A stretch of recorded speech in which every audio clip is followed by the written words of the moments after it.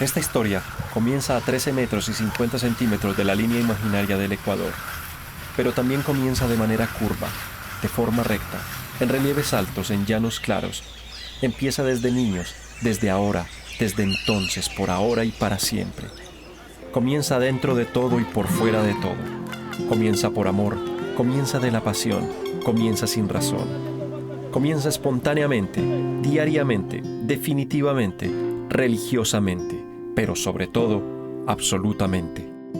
Es posible que no alcance a determinar la palabra apropiada, pero para los que esperamos ese momento del espacio-tiempo en el que nace y muere todo, ese instante en el que el grito sagrado hace que no importe nada, todo se reduce a encontrar desde el principio del tiempo lo que se siente por una madre en forma de planeta, por una madre en forma de madre y por las formas en forma de un balón. Entonces decir fútbol es decir arte, es decir pasión, encanto, poder, guerra, amigos, sudor, conquista, amor, recuerdos, sueño, ilusión, encuentro. Y hasta se puede decir que es una pérdida de tiempo e incluso que es un deporte.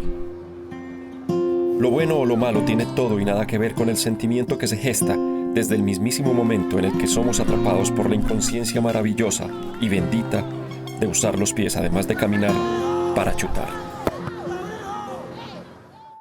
Como dije antes, esta historia comienza sobre la línea del Ecuador, como una manera de creer en todo eso, de hacerme a la idea de que un simple juego con una simple esfera es capaz de hacernos olvidar que el mundo es mundo desde siempre y que la desigualdad, la inequidad y la infelicidad colectiva pueden esfumarse mientras sean solo cosas que se tienen pero no se dicen, que se saben pero no se pronuncian.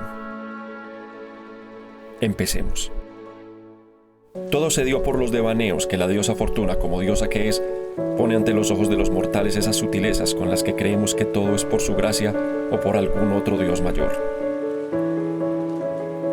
Metido en las marañas de la conciencia global y sus demonios, me encontré con el libro de Galeano, El mundo patas arriba. Allí, como en una especie de sentencia divina, de glosa pensada para un mundo posible, descubrí para mi asombro que en el estuario del río Amazonas existía una ciudad brasileña atravesada por la línea del Ecuador y que sus habitantes, como no podía suceder en otro país, habían construido un pequeño estadio atravesado por el Ecuador terrestre, dejando cada mitad del campo en cada hemisferio, de modo que cada equipo jugara un tiempo en el sur y el siguiente en el norte. La simple idea de que alguien haya querido igualar los dos hemisferios de la Tierra por medio del deporte más popular de la historia de la humanidad era más que fascinante. ¿Pero acaso podía ser eso posible? Después de iniciar una búsqueda por todos los medios posibles, intentando comprobar o desmentir tamaño principio filosofal, descubrí que de todo el mundo, el único lugar por el que la línea media atraviesa otra cancha de fútbol estaba precisamente en el país con el nombre de la línea misma, la República del Ecuador. De pronto todas las piezas se juntaron. La encantadora emoción nacida desde aquellos años en los que el amoroso fútbol de las tardes sin prisa debía dar paso a la exigida geografía con su estudio del relieve y de la hidrografía y de todas las fías de las que no quiero acordarme, pero necesarias para la nota de aprobación del curso, podrían reunirse por fin en un solo orden perfecto.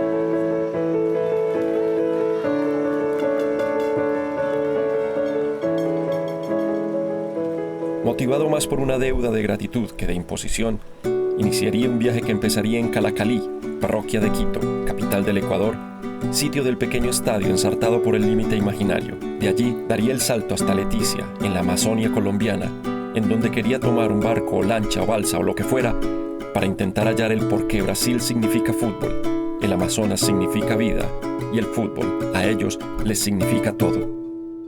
Con suerte, y seguramente mucho cansancio y poco dinero, debería alcanzar Macapá, la última ciudad antes de la desembocadura del río más grande del mundo, y poder conocer, saber, oler y sentir la sensación de ver el planeta partido en dos, parado en la cancha de la mitad del mundo.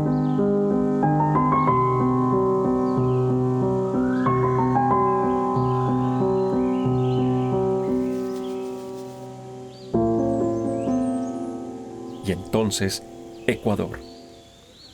Uno de los sitios más visitados del planeta es el monumento de la mitad del mundo, al norte de Quito. Terminado de edificar en 1982, la construcción de casi 30 metros de alto, coronado por una esfera de casi 5 toneladas, marca el lugar por donde pasa la línea del Ecuador, basado en los cálculos de eruditos científicos del siglo XVIII.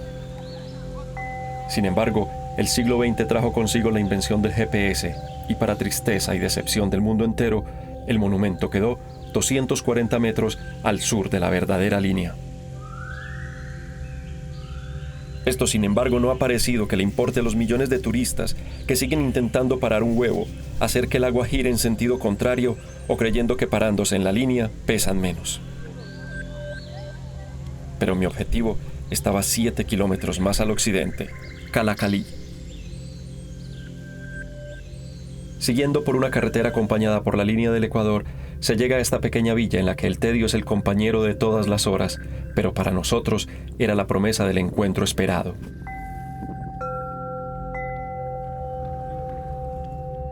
Y entonces, a la entrada del pueblito, con las nubes bajando desde la montaña que la cuida desde siempre, una cancha queriendo ser estadio nos acogió con la sorpresa más hermosa que pudiéramos imaginar. Un grupo de niños con su tutor se tomaban el campo persiguiendo cada cual, como podía, el juguete más preciado de todos. Bien el gatito, bien. ¿Listos? Ahora se ponen de lado.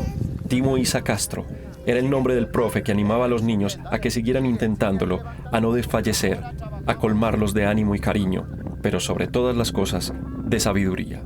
Toma, eso. Vamos, dale. Exacto, toma, dale. Con los niños vengo trabajando, de lo que estoy en la escuela, vengo trabajando yo 10 años. Para mí, el resultado en los muchachos, lo que he obtenido es ese carisma, esa inteligencia que cada niño tiene y lleva. Sino que hay muchas maneras que el niño no le explotan lo que él tiene guardado entre él. Yo mismo no he sabido que esto es mi trabajo, mi gusto, mi anhelo, mi vida. Como yo dije, del momento yo agradezco a esta escuelita que gracias a ellos cambió hasta mi forma de pensar, mi forma de vivir. Y no digo que me ha dado económicamente el 100%, pero sí me ha dado una satisfacción de lo que yo he podido dar durante la vida futbolística. Que estoy aprendiendo mucho más con los niños, ser más sincero, más verdadero y no ser mentiroso, porque el adulto miente muchísimo. El niño jamás me miente. Entonces yo sí aprendo de ellos a volver a ser niño. Y es mi diversión. Siempre estoy actualizándome, a diario. Entonces yo creo que el fútbol no hay fin.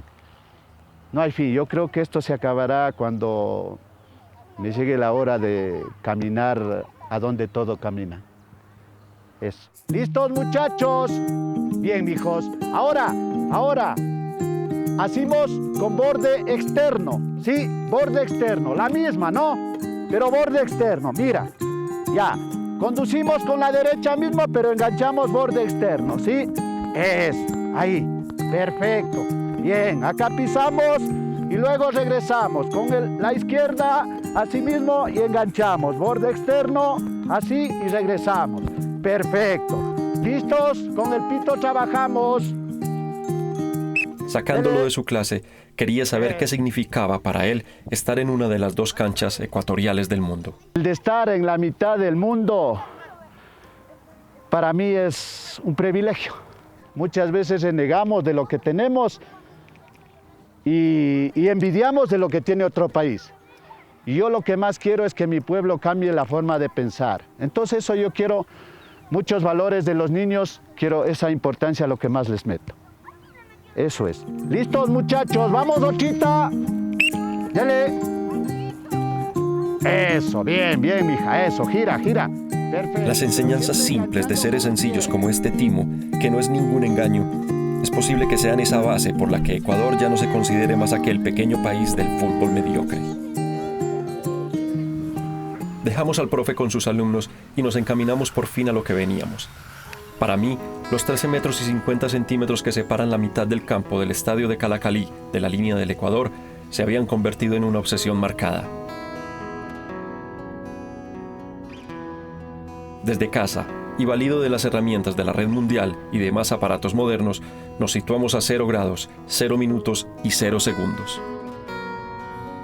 Como compañero de viaje ideal, había llevado conmigo un balón símbolo de la Copa del Mundo de Brasil 2014. Ubicado sobre la mismísima línea ecuatorial, la sensación llevó al silencio, a la imaginación y a la nostalgia. Ahí, en la grama apenas sí incipiente del Luis Calderón, nos trajo el recuerdo de los viejos mapamundis y los planisferios terrestres, con la línea gruesa marcada como referente de que efectivamente la Tierra era redonda, a pesar del empecinamiento de reyes, prelados y sabios de otras épocas.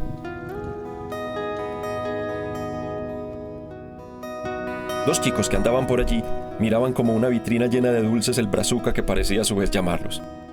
¿Y cómo no prestárselo?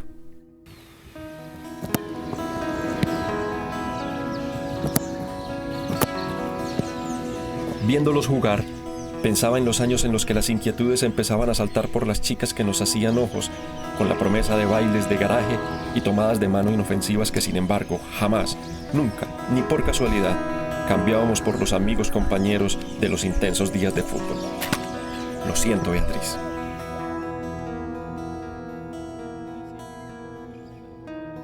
Era hora de irse, pero quería tener el recuerdo más especial de esta visita. Sus nombres escritos en los espacios del brazuca.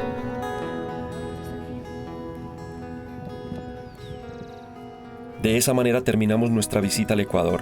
Era hora de emprender el resto de la aventura por la parte norte de la tierra del que dicen que es rey, la tierra del río Mar, la tierra de la mitad del mundo.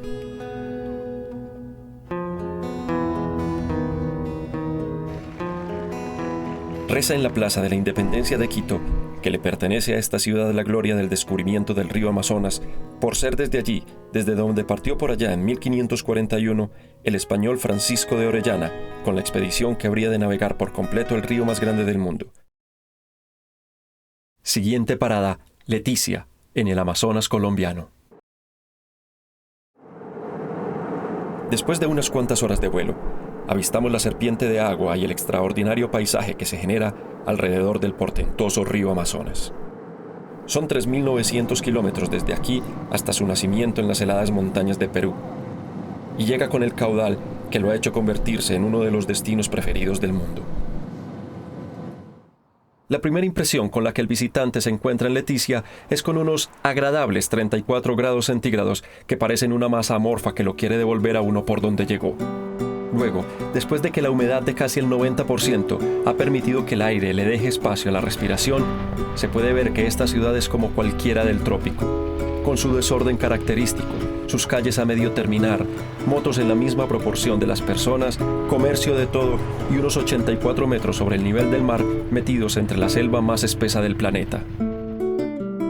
Sin perder tiempo, le preguntamos al conductor del mototaxi que tomamos desde el aeropuerto en dónde podríamos ver algunas de las canchas de fútbol más representativas de Leticia. La primera sería la del barrio El Porvenir, con la que sin embargo no guardaba muchas esperanzas de que la encontráramos ocupada por ser un día de semana. Cuando llegamos, la decepción no podía ser mayor. Además de estar desocupada, uno de los arcos estaba tapado por una lona verde por la construcción de alguna estructura vecina y los rasgos de abandono se veía que no era de pocos días. Entre todos decidimos seguir a la cancha del 11 de noviembre, donde podríamos tener mejor suerte. Y sí, tuvimos suerte de no perdernos, de contar con maravillosos padres, de ser parte de este inmenso universo. Pero con el fútbol, en este barrio del oriente de Leticia, nada. Pensar que siendo las 3 de la tarde, en un campo poco más que apropiado y con un clima sin lluvia, y no hubiera nadie dándole puntapiés a una pelota, comenzó a intrigarme. No era lógico. Decidimos dar una oportunidad más y nos fuimos para el ostentoso estadio José María Hernández, testigo de grandes enfrentamientos, imperdibles jugadas, enormes multitudes, impresionantes renacuajos. Podría decirse que las futuras generaciones de estos batracios tendrán una noble cuna, pero habla también del estado en el que se encuentra el máximo escenario deportivo de los leticianos. A su favor debo decir que en el momento en que estuvimos allí, un hombre cortaba el césped con tramos de 5 minutos de trabajo por cada 30 minutos de descanso. Claro que no me atrevo a criticarlo, dado el calor del mediodía en el Amazonas. El José María Hernández, que fue inaugurado en 1959 y bautizado en honor a un soldado inmolado en la guerra contra el Perú en 1932, ha servido para recibir equipos como el Olímpico Amazonas, Fotocopia Silva, el Atlético Amazonas o a diferentes selecciones de todas las categorías de Colombia, Brasil y Perú, la triple frontera. El fútbol en Leticia ha sido descuidado en general por los dirigentes políticos y deportivos en toda su historia. Esto ha hecho que la cantidad de jugadores que han podido trascender, por lo menos a nivel colombiano, quepan en una sola mano. Y si a eso le sumamos el hecho de que precisamente esta situación desemboque en la apatía, el caldo de cultivo para las distracciones en forma de alcohol, drogas o prostitución, entre otras, está servido para que el futuro siga dejando a Leticia y a esta porción del río Amazonas postrado viendo el deporte más popular de todos en un aparato de televisión.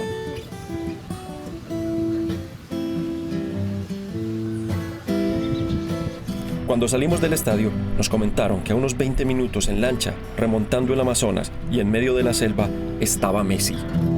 Con esa promesa, nos encaminamos al muelle y contratamos un bote que nos llevara al resguardo indígena de Nazaret, sitio en el que nos habían informado que un grupo de ticunas jugaban al fútbol todas las tardes de la vida por el solo placer de hacerlo y que entre ellos había uno que se destacaba por su calidad y habilidad y por eso lo habían honrado con el apodo de uno de los más grandes de la historia.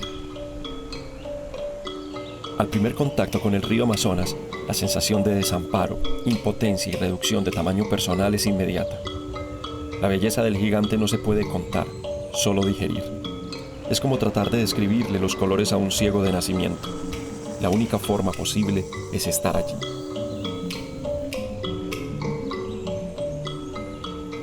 En medio del encantamiento y después de 20 minutos, efectivamente llegamos a Nazaret. Este resguardo indígena de 14 kilómetros cuadrados y 194 personas basa su vida en el cultivo de pan coger, en la pesca que le provee el Amazonas y en las tardes del fútbol eterno. Al llegar nos encontramos con estampas que parecían sacadas de la National Geographic o algo así. Desde la misma entrada al caño que conduce al caserío, el paisaje invitaba a un encuentro entre eso que llaman la madre tierra y sus hijos queridos, aunque otros podrían decir desagradecidos. Viviendo unas existencias sencillas, sin el alboroto de ciudades cercanas y con costumbres arraigadas pero permeadas por otras no tan generosas, la vida aquí transcurre a la misma velocidad de una caminada, o de una canoa encallada, o de una tarde de hamaca. Desde que bajamos de la lancha, empezamos a ver signos que nos emocionaron. La pasión, el furor y las señales de sentimientos nacidos casi desde el nacimiento nos hablaron en murmullos evidentes de la afinidad que el fútbol establece incluso con la nacionalidad. Camino de la cancha, construido en lo que alguna vez fue bosque natural, los protagonistas de lo que sería el cotejo deportivo empezaron a desfilar por entre las cabañas. Al acercarnos a la cancha, lo primero que me llamó la atención fue la confirmación de toda la razón que tenía aquel gran pensador que habló de la aldea global y de que el planeta estaba ya reunido todo en una sola red de información, lo que siempre se ha conocido como que el mundo es un pañuelo. Casi sin excepción, las camisetas de los equipos más grandes del mundo vestían a estos indígenas que de esta manera dejaban abandonado todo su arraigo para convertirse en la proyección ticuna de lo más selecto del universo futbolístico. Lo más extraordinario de todo fue poder ver lo imposible, los enemigos acérrimos de siempre unidos por primera vez para un propósito ejemplar, solo en el Amazonas.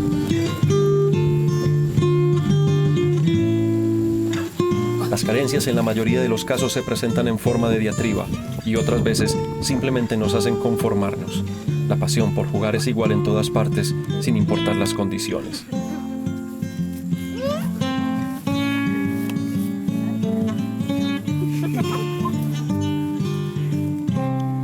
Como en cualquier partido de barrio, la contienda empezó con la selección de los jugadores por parte de los dos capitanes improvisados. Una vez escogidos, a jugar.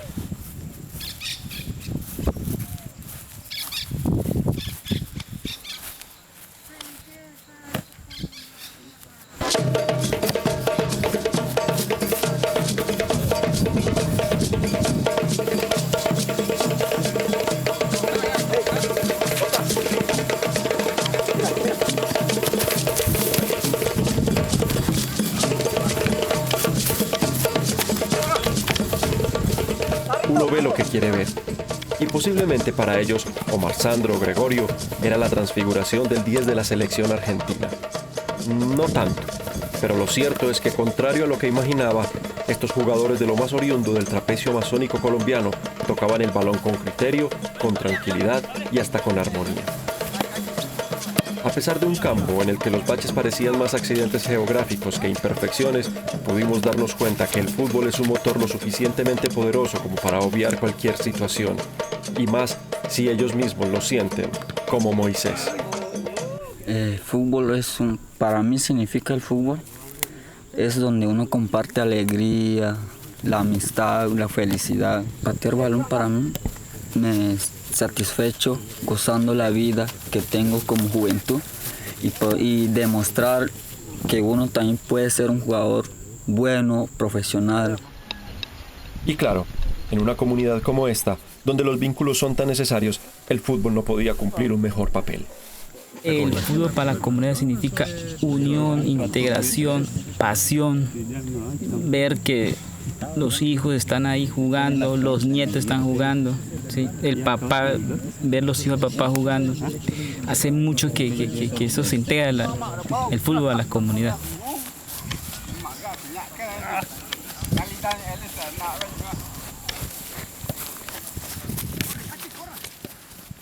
Para la comunidad sería un privilegio pues tener un hijo de Nazaret en el fútbol profesional.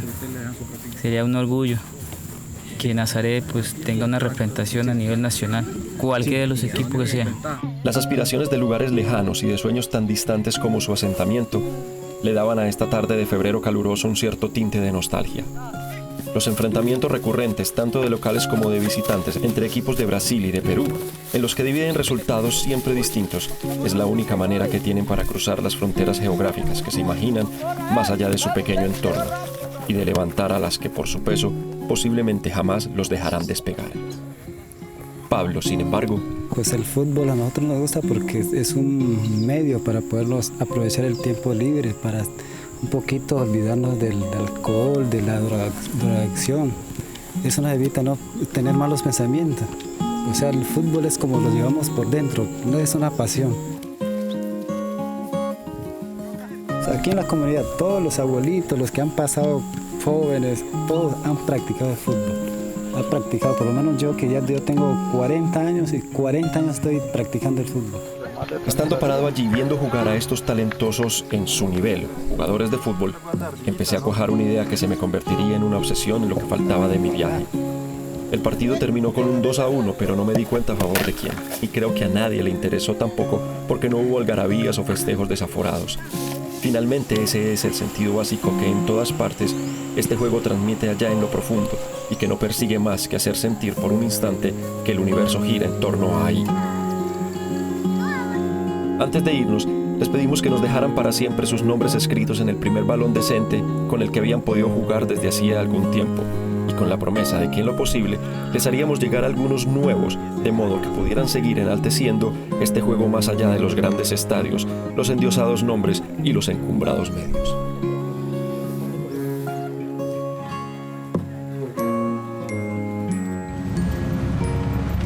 Leticia y Tabatinga son ciudades siamesas. Una línea tan imaginaria como la del Ecuador misma marca el límite más sureño de Colombia con la República de Brasil. Allí las costumbres y el comercio se entremezclan de manera tal que el portuñol domina una gran parte de sus cascos urbanos y ni siquiera se hace un proceso migratorio entre los dos países. Estando en Brasil, nos fuimos en busca del talento innato de este país continente que ha hecho del fútbol su himno nacional. Lo primero era visitar su estadio de fútbol municipal. Sin embargo, cuando llegamos, nos dimos cuenta de que estaba cerrado y al preguntar, nos dijeron que desde hacía muchos días nadie jugaba allí. Un poco decepcionados, seguimos buscando pequeños campos en los que pudiéramos ver el talento imaginado. Después de buscar por al menos 2 horas, nos encontramos por fin con uno de los lugares más hermosos que pudiera concebirse para hacer una cancha de fútbol. Ubicada al lado del deslumbrante Amazonas, este campo nos regaló una de las imágenes más espectaculares que nos pudiéramos imaginar. Siendo utilizada por equipos de toda la región aledaña de esta porción brasileña, para sorpresa nuestra, los 2 equipos que se enfrentaban también eran indígenas y también ticunas de la rama brasileña. principio se mostraron algo recelosos con nuestra presencia, pero al explicarles el motivo, se relajaron y al momento fue como si no estuviéramos para nadie en el campo. Los equipos que se enfrentaban eran Vasco y Aracatúa, y este era un amistoso de los cientos que habían llevado a cabo en la historia de la etnia. Para mí el talento de los colombianos era superior, aunque por supuesto el ADN brasileño sale en cualquier momento.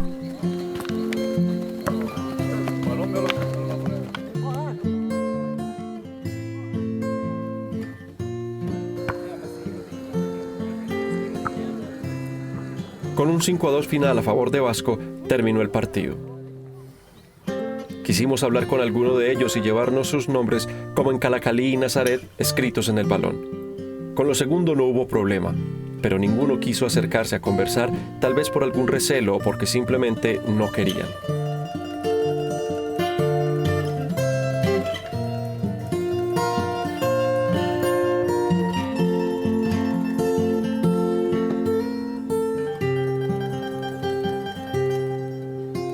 Así emprendimos el camino de regreso a Leticia, a donde debíamos llegar para alistarnos y empezar el viaje por el Amazonas al día siguiente, a bordo del barco que nos debería llevar a Manaos, la capital del estado del Amazonas, en Brasil.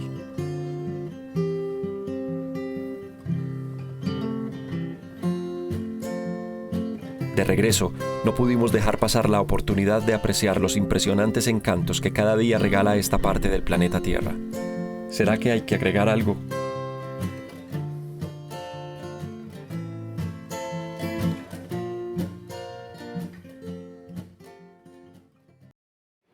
Esa noche, comencé a darle cuerpo a esa idea que nació allá en el resguardo de Nazaret. Antes de emprender el viaje, había hecho un contacto con un equipo aficionado de Macapá, nuestro lugar de llegada.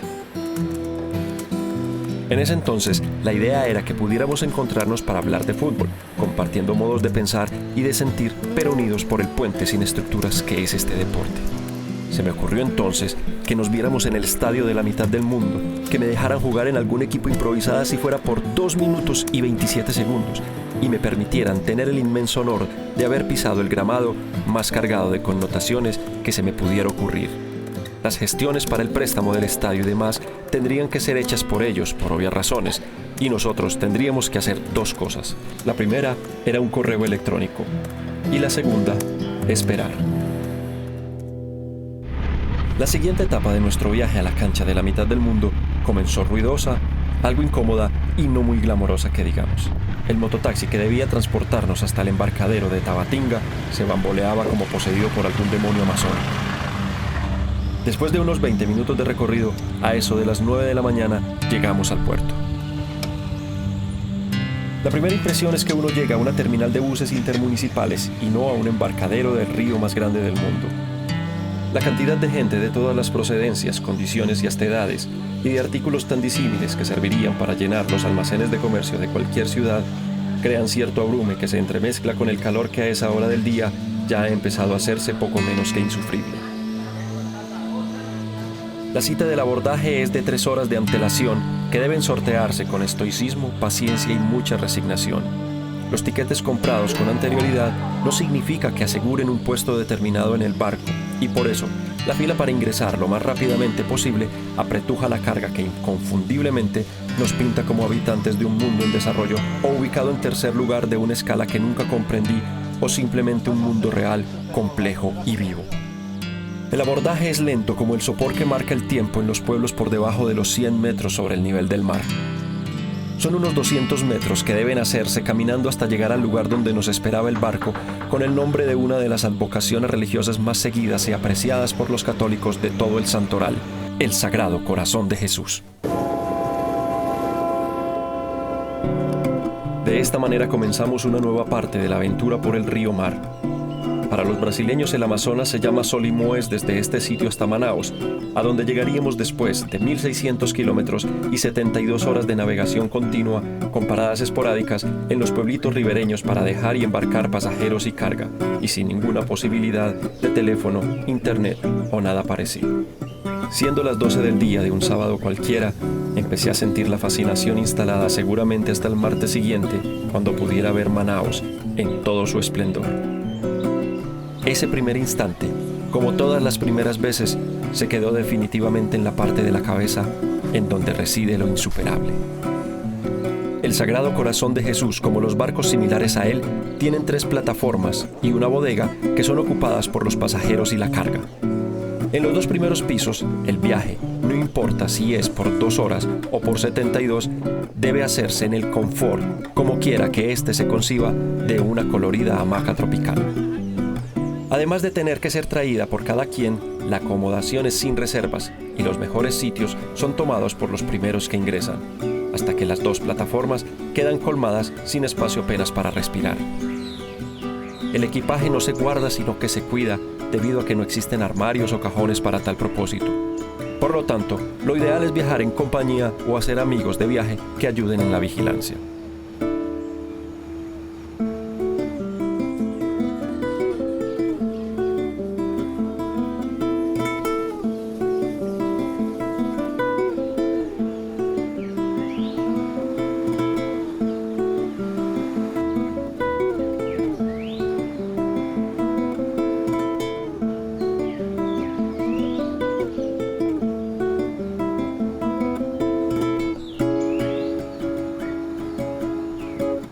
En el tercer piso, además del área de esparcimiento, se pueden encontrar 10 camarotes con aire acondicionado, puerta con llave y baño con todas las facilidades, cosa que es un decir, porque el agua utilizada para todos los propósitos es bombeada desde el río, por lo que su color nunca pasa del hermoso ocre terroso.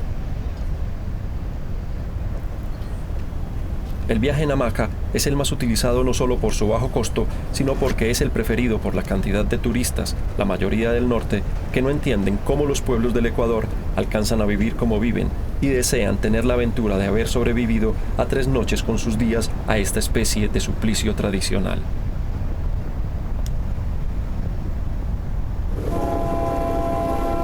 Solo 1 hora después, el barco hace su primera estación en la población brasileña de Benjamin Constant. Desde aquí nos habituaríamos a la cantidad de paradas que el Corazón de Jesús y todos los barcos de su tipo realizan a lo largo de su recorrido, al ser este el transporte más accesible en el que pueden transportarse por grandes recorridos los habitantes de esta región del mundo. El río Amazonas, que según su tramo y el país por donde pasa recibe los nombres de Yoqueta, Apurímac, Ene, Tampo, Ucayali, Marañón, Solimoes y Amazonas, fue navegado en su totalidad por Francisco de Orellana por allá en 1541, solo 50 años después de la primera venida de Colón a América.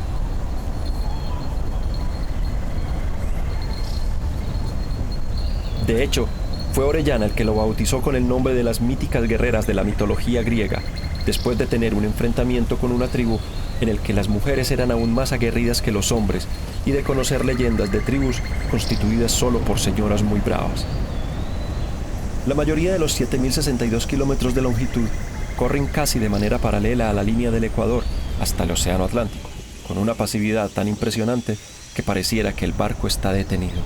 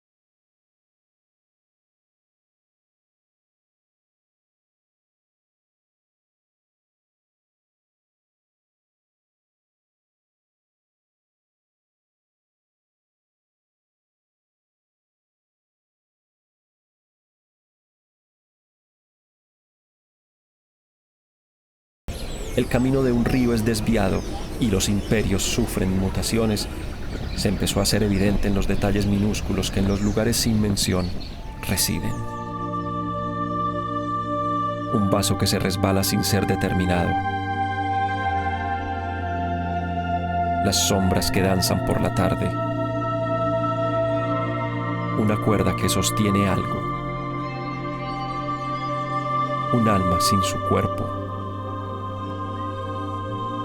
Un huérfano perdido. Un descuido sin reparación. Un eclipse repentino. O dos destinos que se cruzan. La vida, el tiempo, las concepciones, todo sufre de relatividad en estas tierras.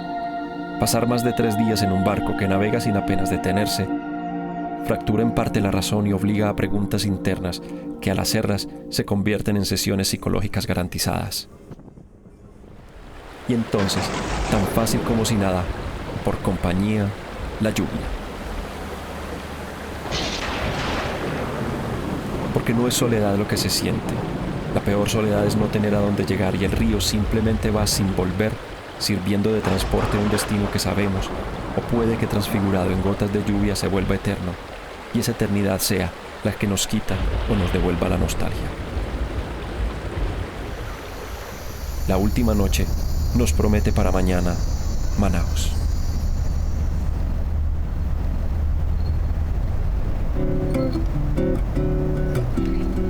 Con una lluvia incipiente que caía desde el día anterior, las primeras imágenes del puerto más importante de la cuenca amazónica comenzaron a vislumbrarse.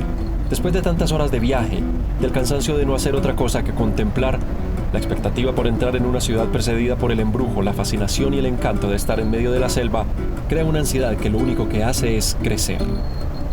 Desde que nace, el Amazonas recorre unos 5.500 kilómetros para llegar a este punto, recibiéndolo en un matrimonio que hace palpable aquello de juntos pero no revueltos.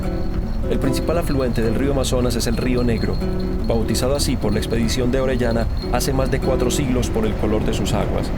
Jamás se mezcla con el Amazonas por las propiedades químicas de sus aguas, dando un espectáculo sobrecogedor, al punto de que embarcaciones pequeñas ofrecen viajes para contemplarlo de manera más cercana. A pesar de lo que se cree tradicionalmente, Manaos no puede contarse como una ciudad sobre el Amazonas, pues es sobre el río Negro que está asentado su casco urbano. Desde el encuentro de las aguas son unos 20 minutos entrando hasta el muelle de desembarque, y en este tránsito el movimiento de una ciudad enorme se manifiesta claramente. Capital del estado brasileño del Amazonas, este puerto ha tenido un desarrollo tan importante que actualmente permite la entrada incluso de transatlánticos de gran calado.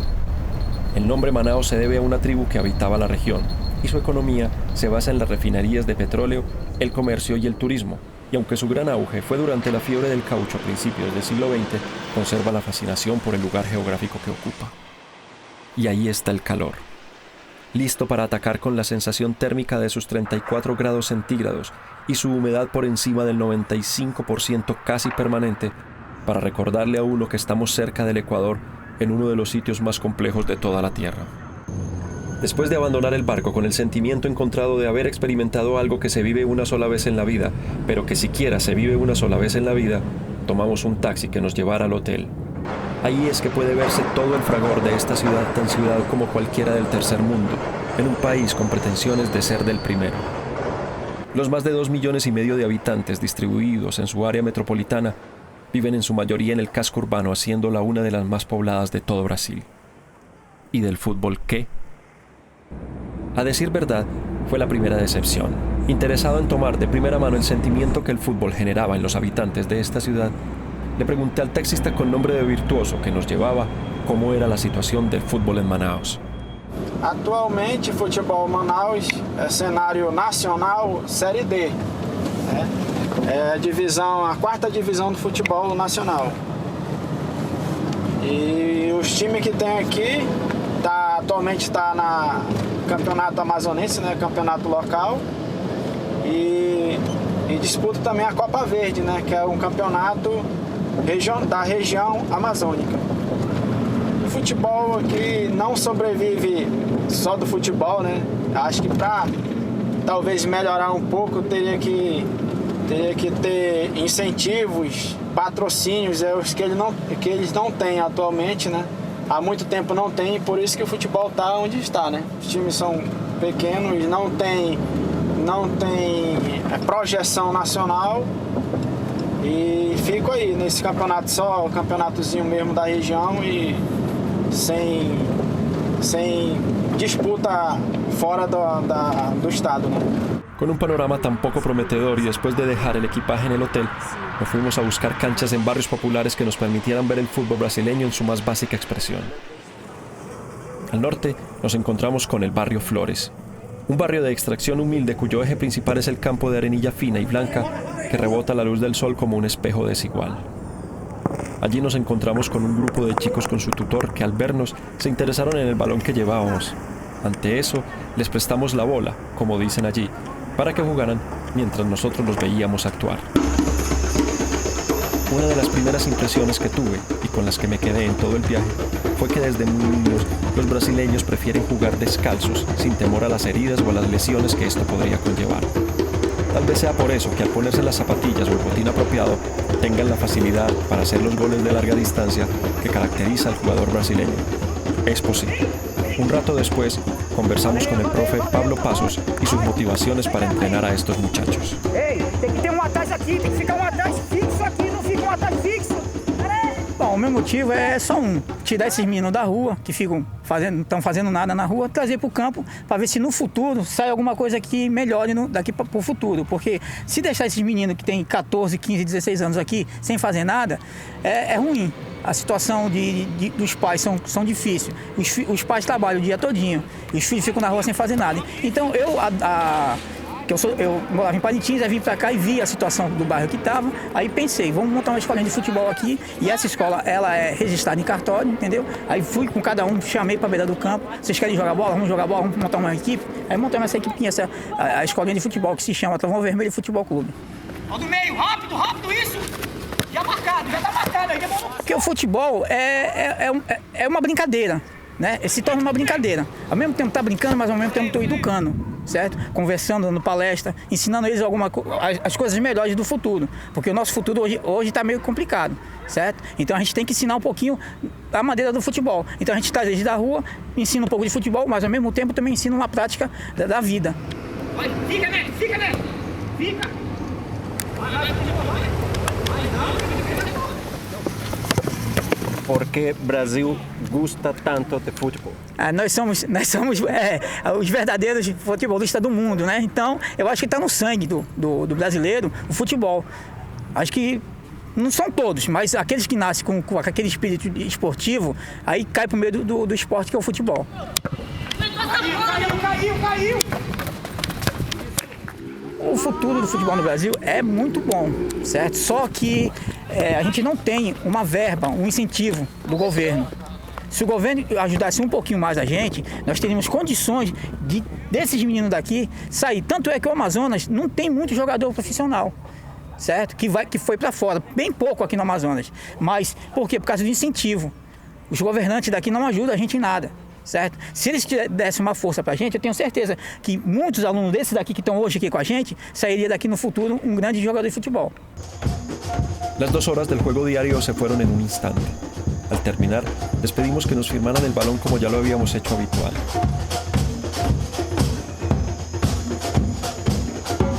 Como en todas partes del mundo, la falta de oportunidades en todos los espacios y actividades son los que truncan carreras y también en los barrios populares de Manaus, Brasil, la posibilidad de salir de la pobreza podría ser dándole patadas a un balón de fútbol. Y entonces la amargura. Estando en esas, un habitante del barrio se acercó a decirnos que era mejor que nos fuéramos, pues era inminente que fuéramos asaltados. Como en cualquier barrio, en cualquier país del mundo. Y como si necesitáramos un lavado para el ánimo,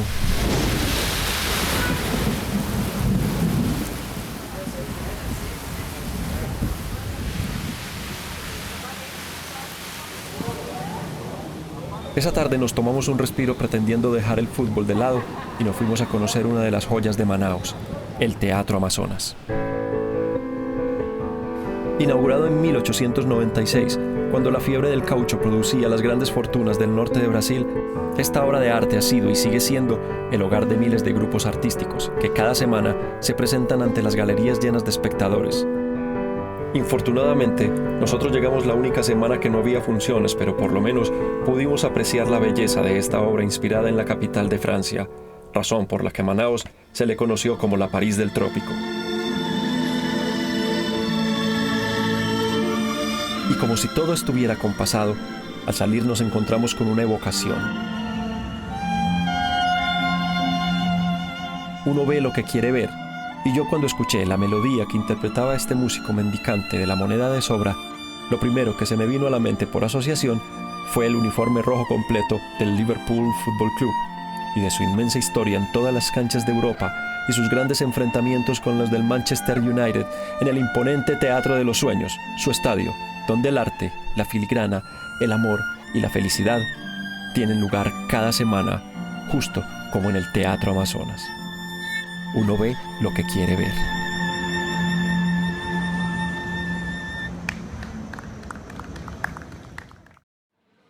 De regreso en el hotel, consulté mi correo para ver si había tenido alguna respuesta desde Macapá.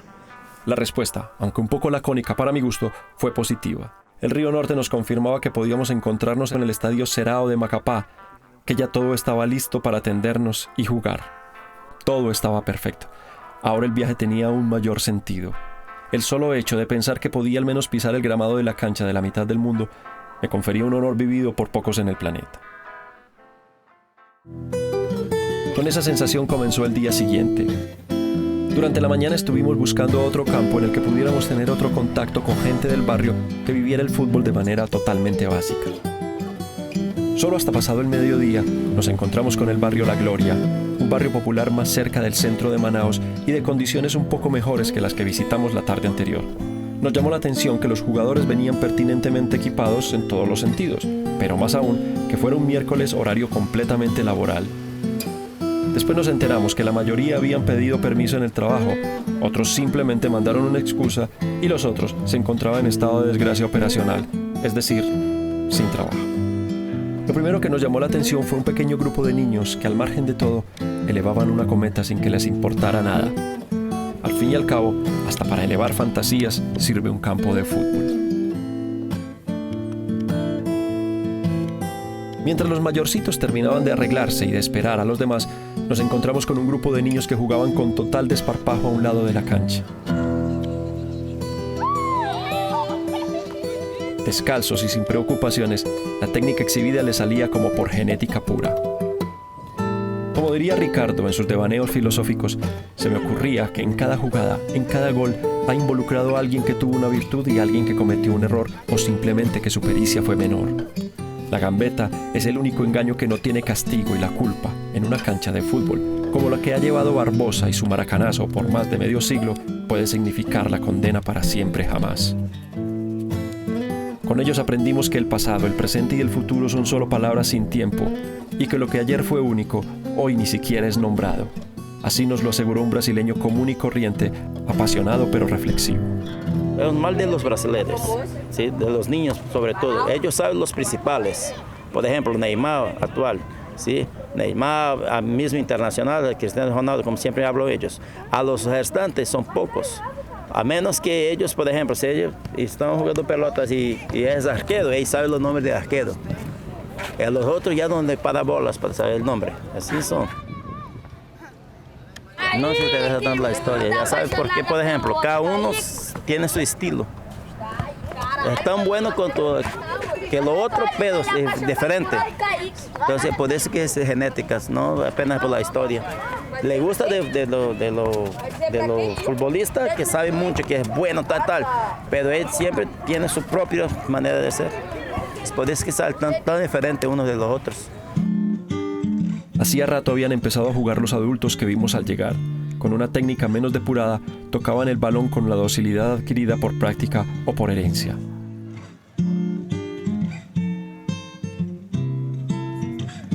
En el medio tiempo, hablamos con uno de ellos. faz parte da nossa cultura, né? O futebol brasileiro respira futebol, tem uma torcida apaixonada. Nós que somos independentes do estado, a distância, dos grandes centros ou não, todo mundo gosta de futebol. Então, você pensa em futebol, respira futebol 24 horas. Todo brasileiro sonha com futebol e com o objetivo do futebol. Eu, por exemplo, já passei da minha fase de profissionalismo, etc. Mas tem muito garoto que sonha ainda com ser um Neymar da vida ou um outro ídolo qualquer do futebol. Então eu acho que isso faz parte do sonho também do brasileiro. O futuro do futebol brasileiro é a organização. Se ele não se organizar, a gente vai ficar perdendo Copas e mais Copas, vai ficar na fila esperando. Nos quedamos allí unos momentos mientras digeríamos todo lo que habíamos escuchado. Las conclusiones estaban todavía lejos de definirse, pero estaba claro que el juego bonito de los brasileños de toda la vida siempre ha estado ligado a una forma de ver las cosas y de sentir el mundo alrededor. Esperando el término del juego para que nos firmaran el balón, otra tentativa de atraco por parte de una banda del sector nos obligó a salir inmediatamente del barrio. Manaos, para mí, había concluido.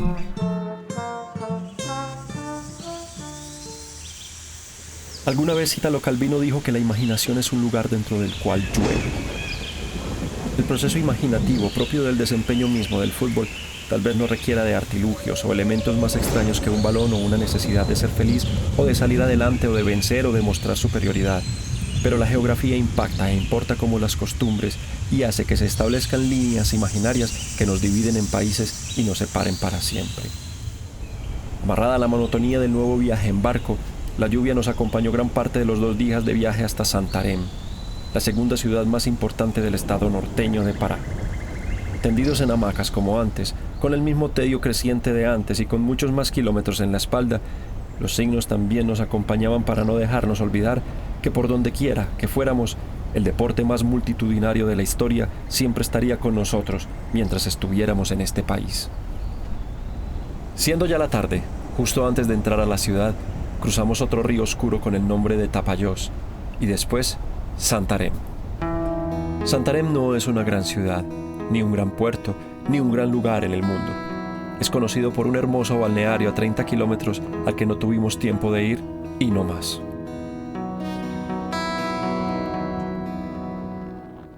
Su mayor importancia es que está en la mitad del recorrido entre Manaos y la desembocadura del Amazonas, y por eso teníamos las expectativas puestas en que fuera un lugar en donde el fútbol sacara la cara por el resto. Por eso, sin desempacar, tomamos un taxi y nos fuimos a conocer el impresionante estadio Barbalao de Santarém. Impresionante, no tanto, pero cerrado, sí mucho.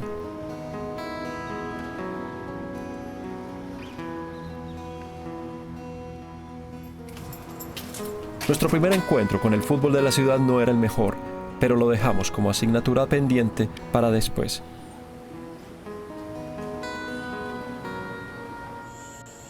Esa noche nos fuimos de cacería, porque en el hotel nos habían dicho que en Santarém había muchos campos con iluminación artificial y por eso se jugaba mucho de noche. Después de un corto recorrido y guiándonos por unas luminarias a lo lejos, llegamos al barrio Prainha. Después de unos 60 minutos y con una temperatura que parecía de día, el juego terminó, solo para dar paso a unas chicas que esperaban desde hacía rato su turno. Este fue un encuentro afortunado. Hablando con alguna de ellas, supimos que tenían un equipo apenas naciente, que jugaban desde muy pequeñas con sus hermanos y que solo hasta este año habían podido juntarse con la ayuda de un amigo que las entrenaba para formarse como equipo. O futebol feminino a gente está começando a levantar ainda, entendeu? Tá vindo muito de baixo para tirar o pessoal da rua, para botar numa instituição de escola, fazer uma coisa melhor, ocupar a mente com esporte, ao invés de estar fazendo algo na rua. A gente está tentando tirar as pessoas que estão lá embaixo, a gente está montando um quadro esportivo e a gente entrou na primeira competição, que é o Campeonato Santareno, Copa Norte. Y si queda alguna duda de por qué el fútbol crece silvestre en Brasil,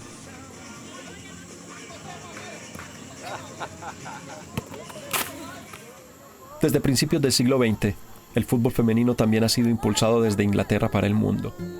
La Primera Guerra Mundial propició que las esposas de los soldados que debían marchar al frente se juntaran en el pasatiempo más popular de entonces. A partir de allí, Las ligas femeninas de todo el mundo han visto un fortalecimiento a tal grado que países sin tradición, como Estados Unidos, han podido ser campeones del mundo exhibiendo una técnica tan exquisita como sus pares masculinos. En Brasil la cosa no ha sido distinta. Por varios años, y después de haberse sacudido de algún letargo temporal, la inmensa evolución del fútbol femenino ha dado como resultado tener a algunas de las mejores jugadoras y ser uno de los equipos de mayor proyección del mundo. Pero todavía falta.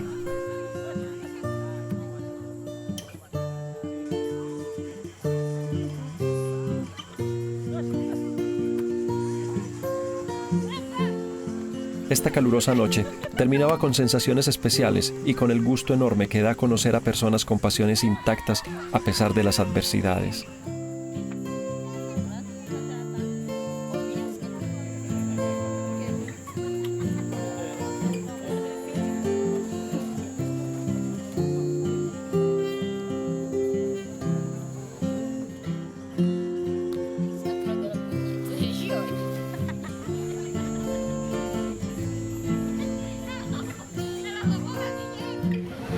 Al día siguiente, supimos de un juego aficionado en el campo del norte, en el barrio Santísimo. Otra vez, la diferencia con alguna cancha de cualquier lugar del mundo de condiciones similares, la verdad no era mucha, pero nos encontramos con un gato, maestro de la vida. Porque o brasileiro, ele se dedica mais ao futebol, entendeu? Por isso que o futebol brasileiro, ele tem uma compensação porque o pessoal faz um investimento muito grande no futebol. Então o nosso futebol cada vez mais é subir, não progredir, né? Tem a tendência mais é subir. Por isso que nós estamos felizes de trabalhar com essa base sub-17, que é a nossa base sub-17, depois do sub-17 mesmo sub-20, é aí que saiu o amador e o profissional. Então a gente se dedica muito esses jovens para tirar eles de rua sobre droga, essas outras coisas, para não fazer coisa ruim. Então o que mais a gente tem é dedicar para eles uma coisa boa para eles.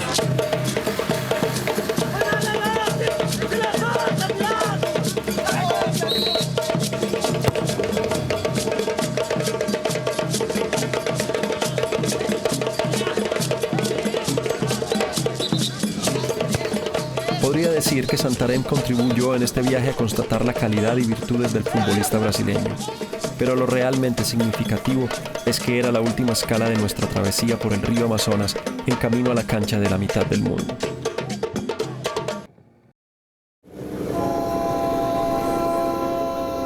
La Portinari, que sirviera de inspiración a Dante, ponía su nombre para llevarnos en esta divina comedia que emprendiéramos ya no sabía cuántos días atrás.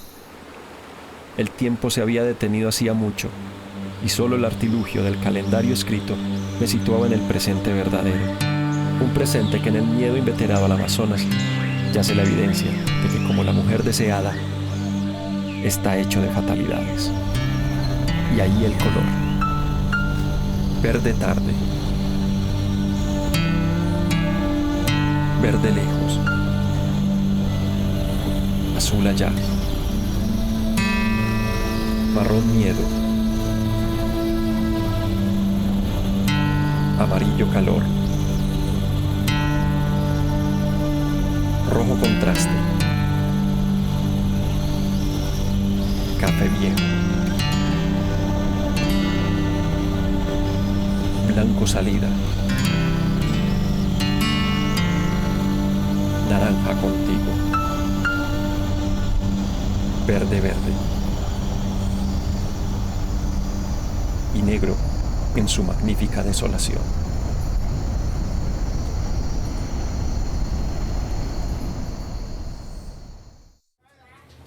Macapá se nos presentaba a 2 días de navegación insípida, incómoda e insulsa, si no fuera porque el fin propuesto justificaba todo. Cerrar los ojos, soñar con glorias ajenas.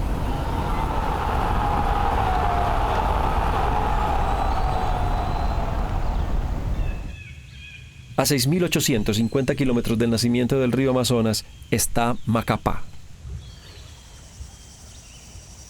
La cita concertada desde Leticia se había fijado justamente para este día, y la hora apenas era la justa para cumplirle al equipo pactado. A decir verdad, El hecho de que Macapá hiciera parte del estuario del Amazonas o que fuera la única ciudad capital brasileña sobre el Amazonas, o saber que los aborígenes de estas tierras decían que aquí el año comienza 2 veces, en marzo y septiembre cuando el sol atraviesa los equinoccios, o que inclusive hubiera un fuerte con el nombre de San José, construido para defenderse de los ataques de otros colonizadores y que nunca fue utilizado, me importó poco. Yo lo que quería era estar en el Serao. Sin embargo, cuando íbamos a tomar el taxi para ir allí, nos encontramos con uno de esos espectáculos que se agradecen, se reciben, se retoman y se bendicen. En esta parte del estuario amazónico, el mar que logra entrar hasta allí se repliega en una marea baja, dejando encalladas todas las embarcaciones cercanas a la costa y haciendo que se formen playas largas que son utilizadas para armar canchas de fútbol.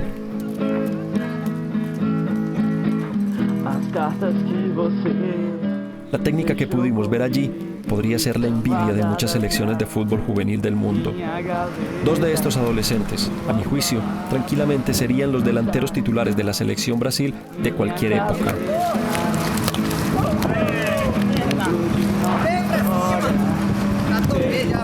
Pero sobre todo, por encima de cualquier consideración, lo que había allí era la más pura, básica y pueril felicidad.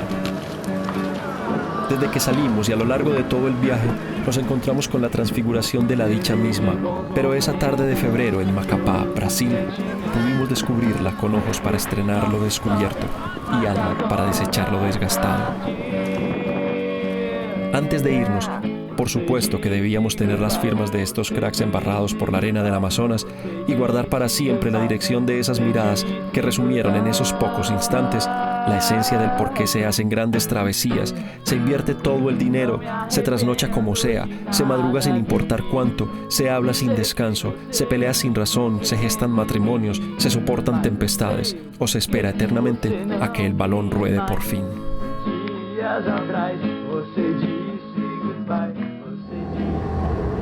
El auto en el que íbamos, puedo jurarlo, era el más lento del universo. Los 10 minutos hasta que llegamos fueron como medidos con referencia a lo que tarda en pasar una era geológica. Ya eran las 2 pasadas de la tarde, y aunque la cita la habíamos concertado para las 3, no quería llegar tarde por una característica medio inglesa, no precisamente por los genes heredados. Justo antes de llegar, nos encontramos con el punto de referencia que necesitábamos para precisar el lugar, el obelisco que marca los 0 grados, 0 minutos y 0 segundos.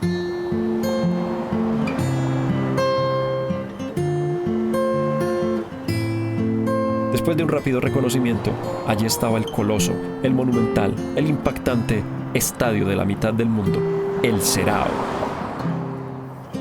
Lo de impactante queda para la imaginación, pero la sensación a la entrada no sé cómo describirla. Lo que esperaba encontrar era una cancha elemental, con graderías de cemento típicas de estadios de ciudades similares, accesos precarios y desorden garantizados. Lo que vi fue un estadio pequeño pero hermoso que había sido reinaugurado hacía poco por la alcaldía de Macapá, consciente de la importancia y la proyección que podría tener incluso a nivel mundial. Por lo que supuse había sido la planeación del partido con el club macapaense, pudimos entrar sin complicaciones y aunque el estadio estaba sospechosamente vacío, pensé que todo estaba arreglado y que si nos retrasábamos un poco no tenía ninguna importancia. Serao significa Gran Cero por su referencia a la latitud cero en la que está ubicado y fue inaugurado en 1990 con el nombre del automovilista Ayrton Senna. La ironía fue que rápido se le puso el nombre de un dirigente fallecido del fútbol de la ciudad. Al subir a la tribuna, lo primero que quise hacer fue buscar la referencia de la línea central del campo y compartir, como muy pocos en todo el planeta, la sensación de ser dividido por la línea del Ecuador en un estadio de fútbol. Decir que el cuerpo o la mente experimentan algún proceso físico-químico por medio del cual se establezca una conexión cósmica más allá del plano cognitivo en el cual vivimos, no. Pero el hecho de que hacia mi brazo izquierdo estaba toda la historia, la creación, la evolución, México 70, los campeonatos seguidos del Real Madrid, el Alemania-Francia de España 82, los momentos y jugadores inolvidables de todos los clubes y selecciones nacionales de Inglaterra, Italia, Alemania, España, Francia, y que hacia mi lado derecho se encontraban los lugares en donde habían nacido el Santos de Pelé, el Boca de Maradona, el River de Di Stéfano, el Maracanazo, el campeonato del 78, el gol olímpico de Don Marcos. Eso sí daba una cosquillita que subía por la espina dorsal.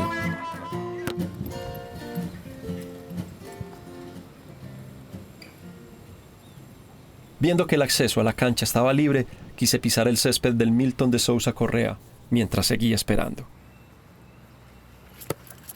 Se me ocurría, ¿qué tal si alguna vez se pudiera concertar un partido o un campeonato anual entre dos hemisferios? Que todo fuera por la hermandad de los pueblos, o inclusive por saber en dónde se vive, se goza o se sufre más el fútbol.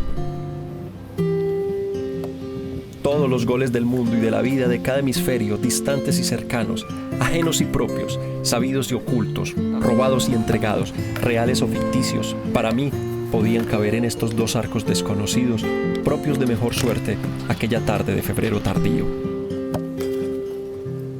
Porque el fútbol jamás se olvida, jamás se odia, jamás se envilece, jamás se consume en sus líquidos de ponzoña como si lo hacen las guerras fratricidas de propósitos a la larga inocuos. El fútbol siempre se reinventa, se retrata, se recompone, se adora, se respeta o se regala. Jorge Valdano dice que el fútbol es lo más importante de las cosas menos importantes, pero que falta nos hace para romper el hielo, para el cariño, para fortalecer, para reventar, para idolatrar, para sufrir o llorar o blasfemar. Desde pequeños pensamos patear cualquier cosa y desde entonces nace una historia de amor que en la mayoría de los casos dura para toda la vida, más allá de organismos, asociaciones o entes que regulen lo que se gesta en el corazón. La incapacidad o la habilidad propias se proyectan en el amor por el color de una camiseta con sentimientos tan complejos como los filiales o sentimentales, y a eso jamás se le podrá aplicar la ley tal, parágrafo cual, de nada. El fútbol es un organismo vivo que se fortalece en los grandes estadios del mundo, pero su semilla estará para siempre intacta en los campos de todos los barrios de la vida.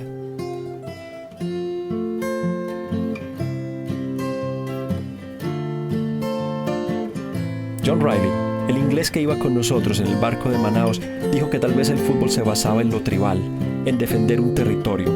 Es posible que así sea y tengamos que indagar dentro del cuerpo calloso del cerebro. Sin embargo, no importa dónde nazca, sino lo que nos hace sentir, sin importar cultura, ideología, edad, región o condición. Eso nos hace iguales como género, pero distintos en lo que perseguimos, y convierte una esfera simple y un juego simple en el más desigual de los terrenos de nuestra cotidianidad. Alguien alguna vez dijo que el fútbol era la única religión que no tiene ateos, y ese carácter de sagrado le confiere un rasgo de perfección que no tiene, pero media y vive por su creencia de ella y de ser alcanzada en los pies de algún nuevo Dios. Tal vez por eso es que siempre tuve que ser el arquero o ser el dueño del balón para poder jugar, pero ahí estaba, como representante de todos los que no fuimos bendecidos con el don del halago por la pelota, pero siempre convencidos de lo que ella hacía por nosotros. Tampoco es cuestión de ser hombre o mujer. Sin embargo, pasa el balón como si cualquier cosa y por eso la amamos en masculino balón y en femenino pelota, por su indiferencia tal vez. Ya pasaba media hora después de las 3 y nadie del Río Negro se había presentado. Aunque me seguía pareciendo sospechoso, lo atribuí a mi propia confusión horaria y lo dejé pasar de largo metido en mis propias meditaciones. Como una forma de pasar el tiempo, quise comprobar por mis medios el paso de la línea ecuatorial por la mitad del campo. O yo estaba mal, o el aparato estaba mal, o la cancha no estaba del todo bien. Lo cierto fue que dejándome guiar por el dispositivo, tuve que caminar hacia el sur de mi posición para comprobar que la verdadera línea del Ecuador pasa 74 metros. Lo curioso de todo es que no me tomó por sorpresa o me alteró el ánimo. Al fin y al cabo era muy lógico que hubiera pasado lo mismo que con el monumento de la mitad del mundo en Ecuador y los intríngulis del GPS, los satélites y demás demonios de épocas modernas.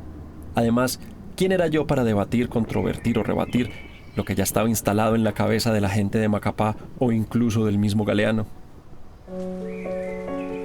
Los brasileños sienten algo tan especial con el fútbol que hasta piensan hacer una cancha con esta característica. Pero el Ecuador también pasa por todas las canchas y todos los balones del mundo. Finalmente el mundo es redondo y por donde quiera que se trace una línea será partido en dos mitades iguales que separarán triunfos, gestas, historias, desengaños y hasta muertes. El Ecuador ni siquiera es una línea, Y si no es una línea, no divide. Y si no divide, el sentido que tiene esta cancha es más una idea. Una muy hermosa idea, perdida en nuestros tiempos de escasa poesía. Todas las canchas del planeta tienen su propio mundo atravesado por su propio ecuador, y por eso el fútbol tiene siempre su propio centro. De hecho, para una inmensa mayoría de los hombres y de sus acciones, el amor por su equipo es el eje que mueve sus vidas y hasta su muerte. Si los clubes de fútbol nos separan, es la selección nacional la que nos vuelve familia, porque es la manera más eficiente de convertirnos en nación única. Alguien me preguntó alguna vez, ¿te gusta el fútbol? Y al responderle que sí, me dijo, entonces vivís mejor. El poder del fútbol es hacer que todos nos muramos de las ganas por patear un balón o una pelota de caucho o inclusive un papel enrollado o una piedra en la calle. Son momentos en los que todo gira alrededor de satisfacer las ansias de ser el mejor en algo o que alguien, o conseguir un propósito. De ahí que esa sea su traducción efectiva desde que se creó.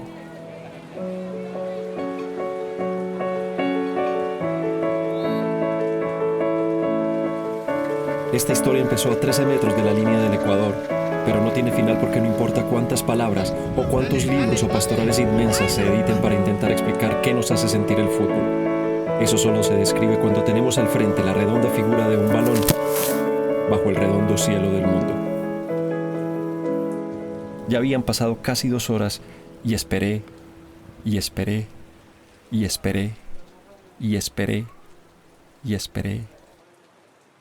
Hasta que me di cuenta de que por alguna razón que hasta hoy no he sabido, nadie iba a aparecer.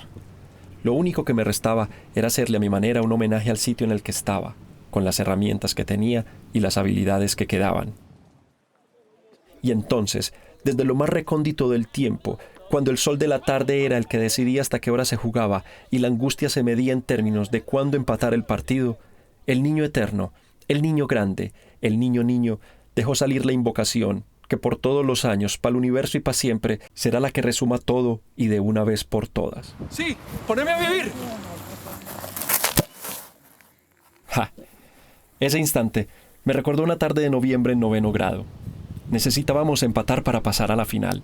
Alguien remató al marco y a mí, a pesar del esfuerzo, se me escapó ligeramente el balón que pegó en el palo y... Bueno, pero esa es otra historia.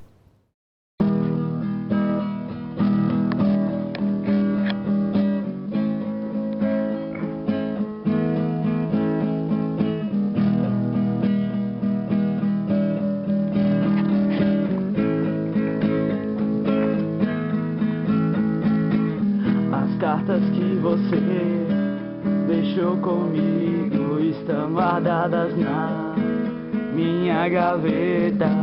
Suas palavras não saem da minha cabeça.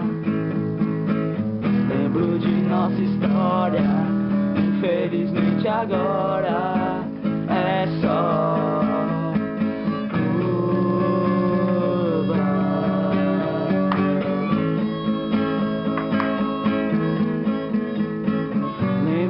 bons momentos, todos os sentimentos. Lembro de nossa história, mas agora é tarde.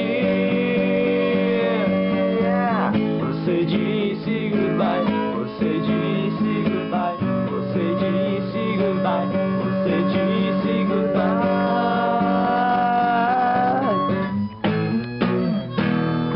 Não me arrependo de nada que eu fiz.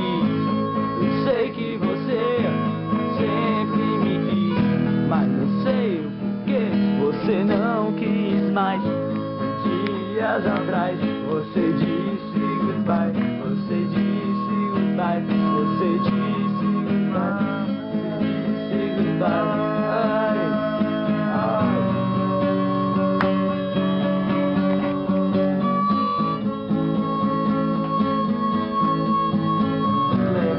Bons momentos, todos os sentimentos. Lembro de nossa história, mas agora